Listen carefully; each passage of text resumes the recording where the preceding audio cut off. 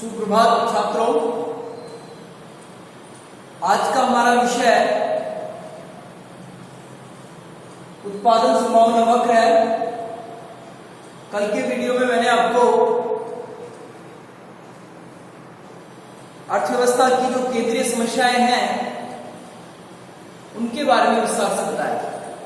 Basically जो economic problem है वो कौन कौन सी है और विभिन्न प्रकार की अर्थव्यवस्थाओं में कैसे उनका हम समाधान कर सकते हैं, उसी विषय को हम यहां उत्पादन संभावना वक्र के माध्यम से आगे बढ़ाएंगे और उसमें यह बताया जाएगा कि उत्पादन संभावना वक्र जो है वो किस प्रकार से जो तीन बेसिक प्रॉब्लम पर हमने चर्चा की है, व्हाट टू प्रोड्यूस, क्या उत्पादन किया जाए, हाउ टू प्रोड्यूस, कैसे उत्पादन किया जाए, फॉर होम टू प्रोड्यूस, किसके लिए उत्पादन किया जाए या उसका वितरण कैसे हो। ये बेसिकली तीन प्रॉब्लम पर मैंने आपको पिछले वीडियो में आपसे चर्चा की। आज वो जो प्रॉब्लम हमारे सामने क्रिएट हो रहा है, क्या, कैसे और किसके लिए, उस प्रॉब्लम का समाधान पूंजीवाद में, समाजवाद में और मिश्रित अर्थव्यवस्था में किस प्रकार से होगा, उस समाधान के लिए यहां लेखक ने इस तकनीक का प्रयोग किया है। यह उत्पादन संभावना की जो समस्या बन रही है उनको दूर करने की तकनीक है, टूल्स है। उत्पादन संभावना वक्र, जिसको ब्रैकेट में मैंने लिखा है पीपीसी। पीपीसी का मतलब होता है production possibility curve. Production possibility curve, उत्पादन संभावना वक्र। तो छात्रों, आपको सबसे पहले समझना होगा यहां पर उत्पादन संभावना वक्र क्या होता है।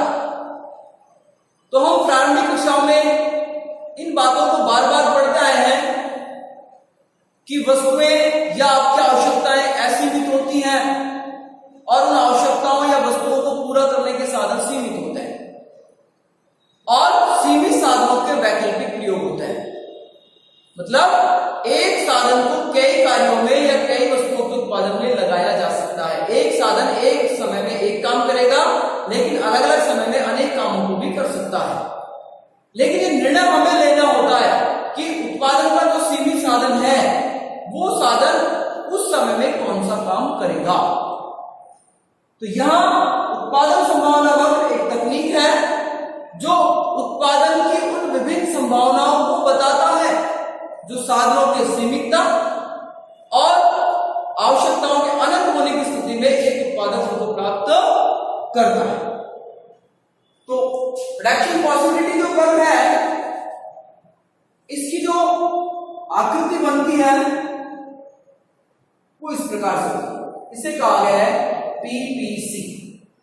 यहां रेखा चित्र में एक भी मैंने उत्पादन संभावना वक्र लिया है जिसको आपको बताया गया है प्रोडक्शन पॉसिबिलिटी कर्व क्या है कि आपकी आवश्यकताएं असीमित है, उनको प्राप्त करने वाले साधन सीमित है। उन सीमित साधनों से आप उन आवश्यकताओं को या उन वस्तुओं को उत्पादित करेंगे जो आपके लिए जरूरी है। तो ऐसी स्थिति में उत्पादन की आपके सामने अनेक संभावनाएं बनेगी। आप इस वस्तु का उत्पादन कर रहे हैं, उसका नहीं करेंगे। Y वस्तु का उत्पादन कर रहे हैं तो X का नहीं करेंगे, X का उत्पादन कर रहे हैं तो Y का नहीं करेंगे। तो इस प्रकार की पॉसिबिलिटीज बनेंगी, संभावनाएं बनेंगी। ऐसी संभावनाओं को मिलाने वाला वक्र, ऐसी संभावनाओं को मिलाने वाला वक्र उत्पादन संभावना वक्र कहलाता है। तो छात्रों, यहां इस रेखा चित्र के माध्यम से आपको यह समझना होगा कि प्रोडक्शन पॉसिबिलिटी कर्व क्या है। तो पहले के डायग्राम में आपको मैंने बताया कि यहां आपको O लिखना होगा। ये O जो होता है ये मूल बिंदु को बताता है, ऑरिजिन को बताता है। यहां दोनों चर X चर और Y चर दोनों के मान 0 होते हैं। ये जो चर होता है, ये जो अक्ष होता है, इसको बोला गया O X अक्ष, और ये जो वर्टिकल अक्ष होता है इसको बोला गया है O Y अक्ष। ये क्षैतिज अक्ष होता है, ये लंबवत अक्ष होता है। यहां दो चरों का निर्धारण करते हैं। तो प्रोडक्शन पॉसिबिलिटी कर्व दो वस्तुओं के उत्पादन, जैसे कि मैंने क्या उत्पादन किया जाए उस विकल्प में आपको बताया था कि दो वस्तु का उत्पादन किया जाए, पूंजीगत वस्तु का उत्पादन किया जाए। अब निर्णय आपको करना है कि आप दो वस्तुओं का उत्पादन करना चाहते हैं और पूंजीगत का करना चाहते हैं। दोनों को नहीं कर सकते। क्यों? क्योंकि उत्पादन के साधन क्या है हमारे पास, सीमित है।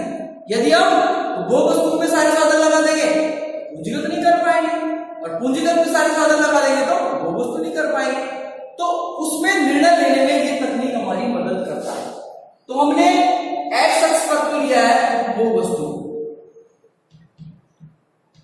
कंजम्पशन गुड्स है उपभोग वस्तु, एक्स वस्तु जो है ये आपकी उपभोग वस्तु, और वाई अक्ष पर हमने लिया है पूंजीगत वस्तु, पूंजीगत वस्तु, ये वाई वस्तु जो आपकी है ये पूंजीगत वस्तु, और ए बी जो है ये फ्रैक्शन पॉसिबिलिटी का। इसके अलावा उत्पादन की इस संभावना वक्र पर और अन्य क्रियाएं हो सकती हैं, अन्य विकल्प भी हो सकते हैं। जैसे मैं सी विकल्प लेता हूं, डी विकल्प लेता हूं या ई विकल्प लेता हूं, तो यहां उत्पादन के 5 विकल्प हो गए, ए बी सी डी और ई।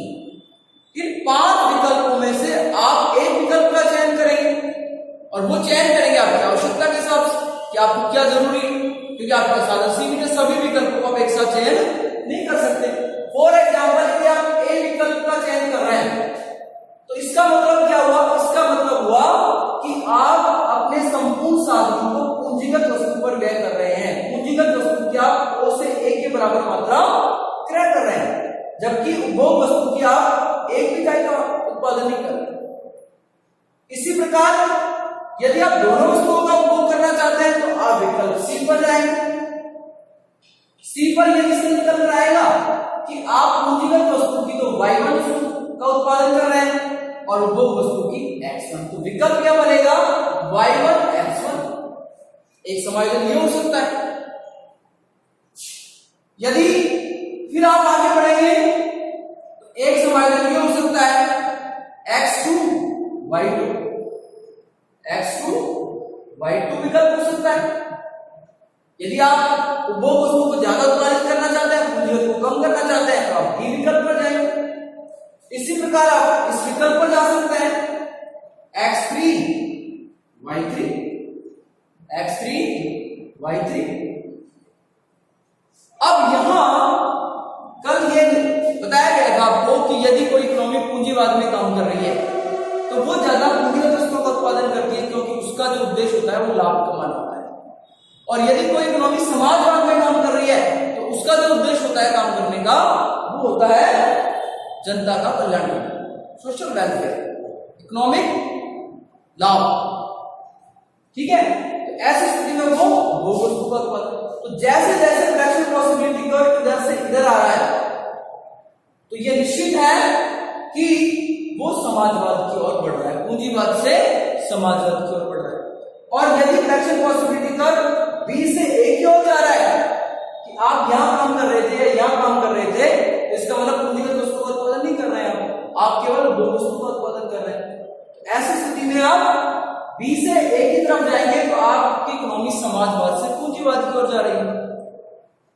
तो यहां इस तकनीक के माध्यम से आप ये निर्णय ले सकते हैं कि किसी इकोनॉमी में कितनी तो पूंजीगत वस्तुओं का उत्पादन किया जाए और कितनी उपभोग वस्तुओं का उत्पादन किया जाए, या दोनों में कोई सामंजस्य बिठाकर बीच का मध्यस्थ रास्ता निकाला जाए कि जैसे हमने डी पॉइंट पर देखा कि उपभोग वस्तु इतनी चाहिए, पूंजीगत वस्तु इतनी चाहिए, जिससे हमारी आवश्यकताएं पूरी हो जाएंगी।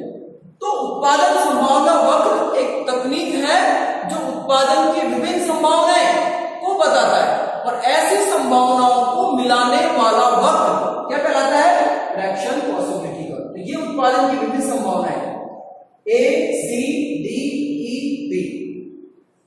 तो छात्रों यहां एग्जाम के दृष्टिकोण से 2-3 क्वेश्चन बन जाते हैं। एक तो आपसे ये सीधा पूछ लिया जाए कि उत्पादन वक्र से या उत्पादन संभावना वक्र से आप क्या समझते हैं, तो आप बता दें सीधे तौर पर कि उत्पादन की तकनीक है और उत्पादन की विभिन्न संभावनाएं हमारे विकल्पों में होती हैं। ऐसी संभावनाओं को मिलाने वाला वक्र उत्पादन संभावना वक्र कहलाता है। कई बार एग्जाम में थोड़ा सा क्वेश्चन घुमाता है और ये पूछता है उत्पादन की संभावनाएं क्या है। अब यहां आपको उत्पादन की संभावनाएं बतानी है, उत्पादन संभावना वक्र को नहीं बताना। तो उत्पादन की संभावनाएं हमारे उत्पादन के साधनों से, जो उत्पादन के विभिन्न विकल्प हमारे सामने हैं ए सी डी ई बी, ये उत्पादन की संभावना फ्रैक्शन पॉसिबिलिटीज है। और ऐसी उत्पादन संभावना वक्र कहलाता है। कई बार आपसे एक दो नंबर में चित्र भी पूछ लेता है, उत्पादन संभावना वक्र का रेखा चित्र बनाइए, तो आपको इस तरीके से एक्शन पॉसिबिलिटी का चित्र भी आप बना सकते हैं। अब यहां हम बात करें कि इस संभावना वक्र की कैरेक्टरिस्टिक्स क्या है, विशेषताएं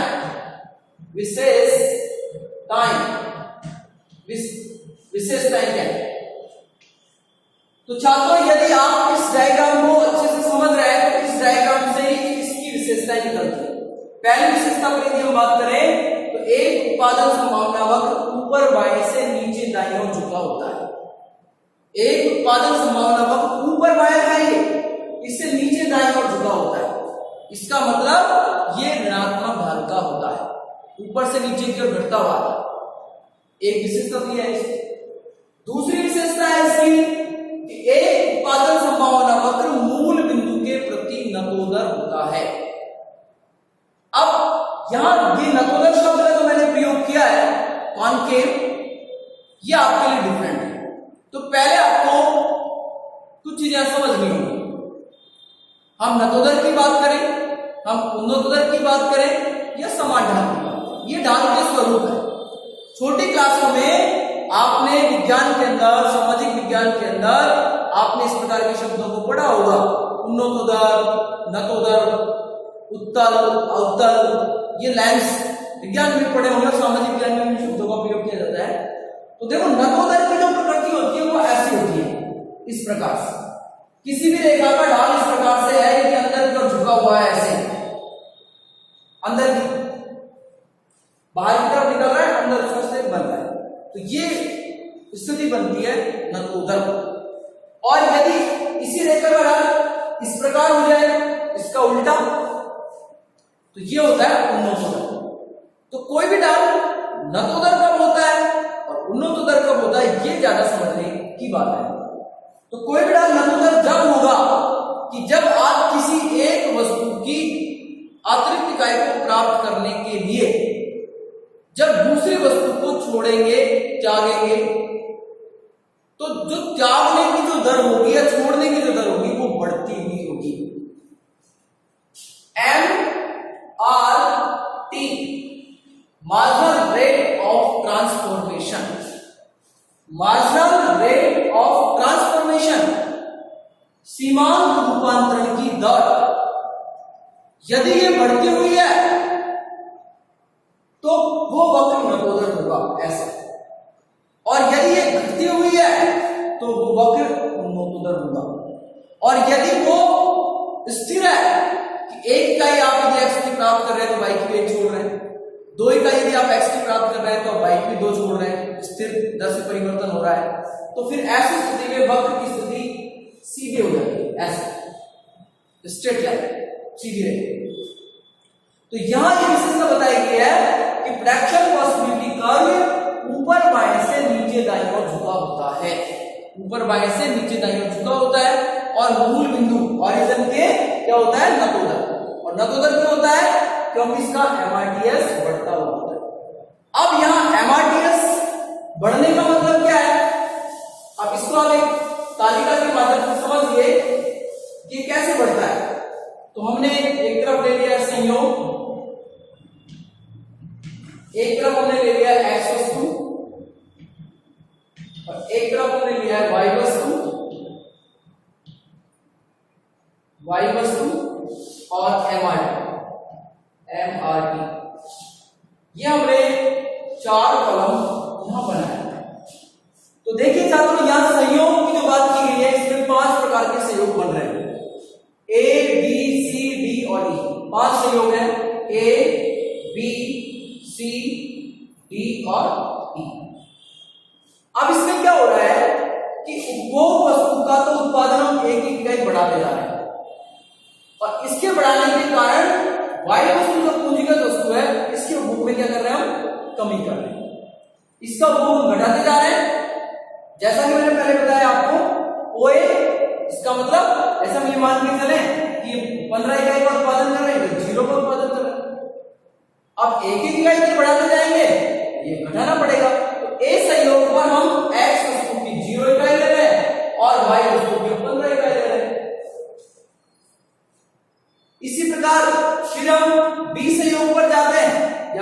आगे चलेंगे इस हिसाब से, पहले सी पे आते हैं। तो सी पे हमने क्या किया, एक्स की एक इकाई बढ़ा दी, जिसके कारण हमने वाई का जो त्याग किया है 2 इकाई का कर दिया 13।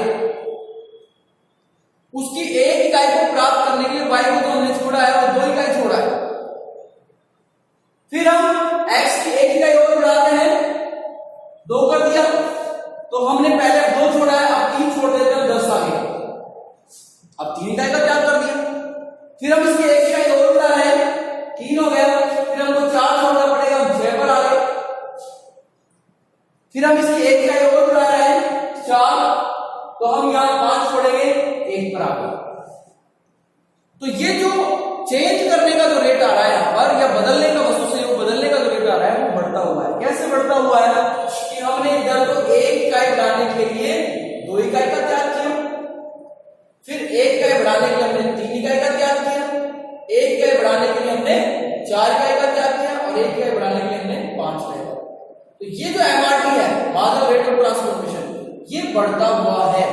और जब ये एमआरटी बढ़ता हुआ होता है तो निश्चित तौर पर उत्पादन संभावना वक्र कैसा बनता है, मूल बिंदु के प्रति उन्नत होता है। आगे जाकर हम इंडिफरेंस वक्र पढ़ेंगे, उत्पादन संभावना वक्र के साथ हम तटस्थता वक्र या उदासीनता वक्र को पढ़ेंगे और वहां आपको बताया जाएगा उदासीनता वक्र होता है वो मूल बिंदु के प्रति उन्नत दर होता है, ऐसे होता है। तो ऐसी स्थिति में हमें क्या करना है, ये घटता हुआ होगा। कैसे घटता हुआ होगा उसको आप समझिए। देखिए, जैसे x की एक इकाई हम बढ़ाते जा रहे हैं, तो पहले हमने 15 इकाई y का, हमने 5 इकाई छोड़ दिया 10, फिर हमने 4 छोड़ दिया 6, फिर 3 छोड़ दिया 3, फिर 2 छोड़ दिया 1। ये घटता हुआ सीमांत प्रतिस्थापन की दर है, reducing marginal rate of techniques. इसमें 1 इकाई बढ़ाने के लिए कितना छोड़ा हमने, 5, 15 से 10 पे आ गए ना, फिर 10 से कितने पे आ गए, 6 पे आ गए, 4 छोड़ दिया, फिर कितना छोड़ दिया, 3 छोड़ दिया, फिर 2 छोड़ दिया। तो ये घटता हुआ सीमांत प्रतिस्थापन। तो जब एमआरटी घटता होता है तो वो वक्र मूल बिंदु के प्रति उन्नत दर होता है, कॉन्वेक्स होता है। और जब यदि एमआरटी बढ़ता हुआ होता है तो रिडक्शन पॉसिबिलिटी का मूल बिंदु के प्रति क्या होता है, नतोदर। चूंकि हम यहाँ उत्पादन संभावना की विशेषताएं पढ़ रहे हैं, उसमें बताया गया है कि उत्पादन संभावना वक्र मूल बिंदु के प्रति नतोदर होता है। तो उसका कारण क्या है, उसमें सीमांत प्रतिस्थापन या रूपांतरण की जो दर है वो कैसी है, बढ़ती हुई है, जिसके कारण एक रिडक्शन पॉसिबिलिटी का क्या होता है, मूल बिंदु के प्रति बढ़ता हुआ। तो छात्र यहाँ रिडक्शन पॉसिबिलिटी वक्र जो है उसका मीनिंग, उसकी विशेषताएं और उसका चित्र और तालिका पर हमने चर्चा की है कि उत्पादन संभावना वक्र कहेंगे किसे, कैसे इसका चित्र बनेगा, क्या इसकी विशेषताएं हो सकती हैं। एक उत्पादन संभावना तालिका बनाइए, तालिका हम इस तरीके से बना सकते हैं। तो ये आपको यहाँ बताएगा। अब इसमें अगली जो घटना है वो है रिडक्शन पॉसिबिलिटी कर्व का शिफ्टिंग, विवर्तन, उत्पादन संभावना वक्र का विवर्तन, या हम परिवर्तन भी कह सकते हैं। परिवर्तन किसमें, पीपीसी, रिडक्शन पॉसिबिलिटी कर्व में किस प्रकार से परिवर्तन होता है। अभी हमने रिडक्शन पॉसिबिलिटी कर्व बनाया ऐसे AB, ये इसका x अक्ष है, ये इसका y अक्ष है। इधर हमने पूंजीगत वस्तु को लिया है और इधर हमने उपभोग वस्तु को लिया है। x वस्तु जो है वो उपभोग वस्तु है और y वस्तु जो है वो पूंजीगत वस्तु है। अब एक रिडक्शन पॉसिबिलिटी कर्व किस स्थिति में बदलता है, तो इसके विवर्तन को 2 प्रकार से समझाया गया है। एक विवर्तन तो हो सकता है साधनों में परिवर्तन के साथ, उत्पादन के जो साधन है भूमि, बुद्धि, श्रम, उनमें बदलाव हो जाए तो रिडक्शन पॉसिबिलिटी कर्व बदलेगा, या फिर उत्पादन की तकनीक में बदलाव हो जाए तो रिडक्शन पॉसिबिलिटी कर्व बदलेगा। तो सीधे तौर पर आपको ध्यान रखना है, पहला जो परिवर्तन बताया गया उसमें कहा गया है कि साधनों में परिवर्तन हो रहा है। कहने का मतलब श्रम, भूमि, पूंजी, साज इनमें वृद्धि हो जाती है, तो प्रोडक्शन पॉसिबिलिटी का अपवर्ड साइड से होता है। आगे की तरफ हो जाएगा ये A1 B1 आगे की तरफ बढ़ गया है। कब बढ़ता है आगे? जब उत्पादन के साधन की मात्रा में परिवर्तन हो जाए या उनमें वृद्धि हो जाए तो उत्पादन संभावना वक्र अपवर्ड साइड शिफ्टिंग हो जाता है आगे की तरफ। और यदि उत्पादन के साधन की मात्रा में कमी हो जाए तो प्रोडक्शन पॉसिबिलिटी का डाउनवर्ड साइड शिफ्ट हो जाता है नीचे की तरफ। तो सीधे तौर पर आपको ध्यान रखना है कि यदि साधन की मात्रा में वृद्धि हो जाती है, साधन बढ़ जाते हैं पहले की तुलना में, तो उत्पादन संभावना वक्र आगे बढ़ गया। और यदि साधन की मात्रा में कमी हो जाती है तो उत्पादन संभावना वक्र पीछे आगे। अब आगे बढ़ा हुआ उत्पादन संभावना वक्र किसी भी इकोनॉमी के लिए विकास का सूचक होता है। जब उत्पादन संभावना वक्र आगे बढ़ता है तो वो इकोनॉमी डेवलप्ड इकोनॉमी कहलाती है, विकास की ओर आगे बढ़ रही है, विकसित हो रही है। और यदि वो एक्शन पॉसिबिलिटी का पीछे की ओर आता है तो ये निर्धनता का सूचक है, यह इकोनॉमी को अल्प विकास की ओर ले जाता है। दूसरा जो परिवर्तन है इसमें वो है तकनीक में परिवर्तन। तकनीक में परिवर्तन, टेक्निक सुधर जाए या घटिया तकनीक हो, जब तकनीक सुधरेगी, तकनीक में बदलाव आएगा, श्रेष्ठ तकनीक होगी, तो उस स्थिति में एक उत्पादन संभावना वक्र आगे की ओर जाता है। और यदि तकनीक घटिया है, उसमें ह्रास हो रहा है तकनीक में, उस स्थिति में प्रोडक्शन पॉसिबिलिटी का पीछे की ओर आता है। अब इसमें ऐसे भी हो सकता है कि यदि एक वस्तु की तकनीक सुधर जाए, एक की स्थिर रहे, दूसरे की सुधर जाए, पहले वाले की स्थिर रहे, तो फिर यहाँ स्थितियां थोड़ी बदलेंगी। जैसे आप देखिए ये प्रोडक्शन पॉसिबिलिटी कर रहा है, एक्स वस्तु की तकनीक में जो सुधार आ रहा है तो ये प्रोडक्शन पॉसिबिलिटी का इस प्रकार से बदल जाता है, जैसे ए, बी और बी। केवल उपभोग वस्तु की तकनीक में परिवर्तन हुआ है, इसलिए एक्स अक्ष पर उत्पादन संभावना वक्र बी से B1 हो गया। इसी प्रकार यदि पूंजीगत वस्तु की तकनीक में सुधार हो जाए तो ये प्रोडक्शन पॉसिबिलिटी का इस प्रकार से बनेगा, बी स्थिर रहेगा, ए से A1 इस अक्ष पर आगे जाएगा, इस अक्ष पर आगे जाएगा। तो तकनीक का जो सुधार है, जिस वस्तु की तकनीक में सुधार होगा उसी वस्तु की तरफ उत्पादन संभावना वक्र आगे की ओर शिफ्ट हो जाता है। दोनों वस्तुओं की तकनीक में एक साथ सुधार होता है तो ये आगे की ओर जाता है, एक साथ में ह्रास होता है तो पीछे की ओर आता है। केवल उपभोग वस्तु की तकनीक में सुधार होता है तो ये केवल एक्स अक्ष पर बी से B1 हो जाएगा। और यदि पूंजीगत वस्तु तकनीक में सुधार आता है तो ये ए से A1 हो जाएगा। ठीक है, इस तरीके से परिवर्तन आप प्रोडक्शन पॉसिबिलिटी का जो है इसमें आप समझ सकते हैं कि इसमें दो प्रकार का परिवर्तन आप देखेंगे। साधनों में वृद्धि या परिवर्तन होने के कारण वृद्धि या कमी हो सकती है, और तकनीक में परिवर्तन होने के कारण तकनीक सुधर सकती है, ह्रास हो सकता है। उन दोनों स्थितियों में इस प्रकार से बदलेगा।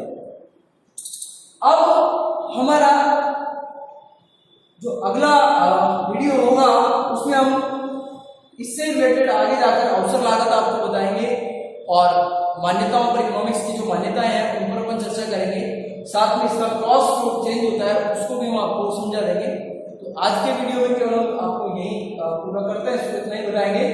अगले वीडियो में इससे आगे का जो टॉपिक है जनरल इंट्रोडक्शन का, उसको हम लेंगे, उसके बाद नया टॉपिक कंप्लीट हो जाएगा। Thank you.